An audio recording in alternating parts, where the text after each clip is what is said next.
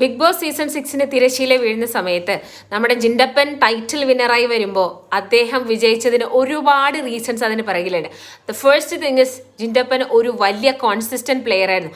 Day 1 മുതൽ day 100 വരെ consistent ആയിട്ട് പ്ലേ ചെയ്തു എന്നുള്ളതാണ് അദ്ദേഹത്തിന്റെ ഏറ്റവും വലിയ സക്സസ്. രണ്ടാമത്തത് ഓഡിയൻസിന്റെ പൾസ് നന്നായിട്ട് അറിഞ്ഞിട്ടാണ് കളിച്ചത്. നല്ലൊരു ബാക്ക്ഗ്രൗണ്ട് സ്റ്റഡി ഒക്കെ നടത്തി എങ്ങനെ ചെയ്താലാണ് ഓഡിയൻസിന് ഇഷ്ടമാകുക എന്നുള്ള ഒരു സംഭവം വളരെ നന്നായിട്ട് പഠിച്ചിട്ടാണ് പോയിട്ടുണ്ടായിരുന്നത്.